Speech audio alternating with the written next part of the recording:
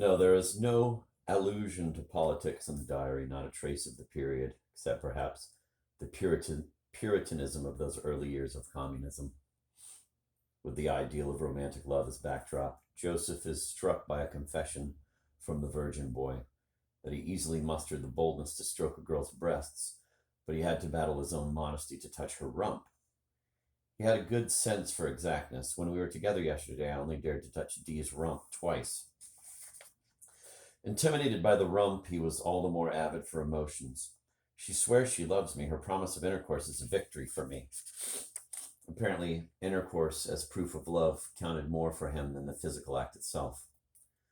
But I feel let down. There is no ecstasy in our encounters. It terrifies me to imagine our life together. And farther along, it's so tiring, faithfulness that does not spring from true passion. Ecstasy, life together, faithfulness, true passion. Joseph lingers over these words. What could they have meant to an immature person? They were at the same time enormous and vague, and their power lay precisely in their nebulous nature. He was on a quest for sensations he had never experienced, did not understand. He was looking for them in his partner, on the watch for each little emotion her face might reflect. He looked for them in himself for interminable hours of introspection. But he was always frustrated. At that point, he wrote, and Joseph has to acknowledge the startling perspicacity of this remark. The desire to feel compassion for her and the desire to make her suffer are one and the same desire. And indeed, he behaved as if he were guided by those words. In order to feel compassion, in order to reach the ecstasy of compassion, he did everything possible to see his girlfriend suffer. He tortured her. I provoked her to doubts about my love. She fell into my arms. I consoled her. I wallowed in her sadness, and for a moment, I could feel a tiny flame of arousal flare up in me. Joseph tries to understand the virgin boy, to put himself in his skin, but he is not capable of it. That sentimentality mixed with sadism, that whole business is completely contrary to his tastes and to his nature. He tears a blank page out of the diary, picks up a pencil, and copies out the sentence, I wallowed in her sadness.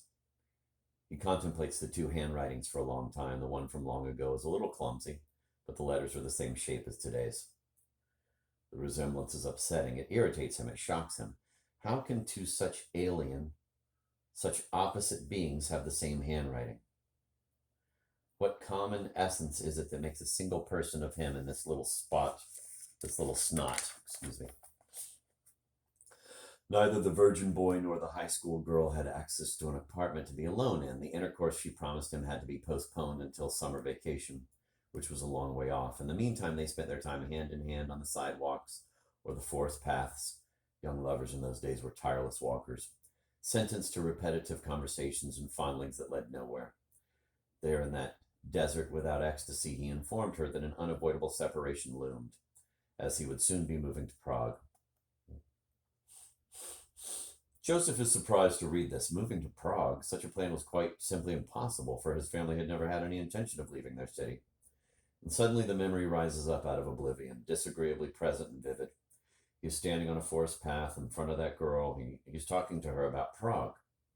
He's talking about moving away, and he's lying. He recalls perfectly his awareness of lying. He sees himself talking and lying in order to see the high school girl cry. He reads, sobbing, she clasped me to her. I was extremely alert to every sign of her pain, and I regret that I no longer remember the exact number of her sobs. Is it possible? Extremely alert to every sign of her pain. He counted the sobs? That torturer accountant? That was his way of feeling, of living, of savoring, of enacting love? He held her in his arms, she sobbed, and he counted. He goes on reading. Then she calmed down and told me, now I understand those poets who stayed faithful unto death. She looked up at me and her lips twitched. The word twitched is underlined in the diary. Joseph recalls neither her words nor her twitching lips. The only vivid recollection is the moment when he was spouting those lies about moving to Prague. Nothing else remains in his memory. He strains to call up the features of that exotic girl who compared herself not to pop singers or tennis players, but to poets. Poets who stayed faithful unto death. He savors the anachronism of the carefully recorded expression and feels more and more fondness for that girl, so sweetly old-fashioned. The one thing he holds against her is her having been in love with a detestable snot whose only desire was to torture her. Oh, that snot. Joseph can see him staring at the girl's lips, those twitching lips, uncontrollable despite herself. He must have been aroused by the sight as if he were watching an orgasm, a female orgasm, a thing he would have no idea of. Maybe he got an erection. He must have.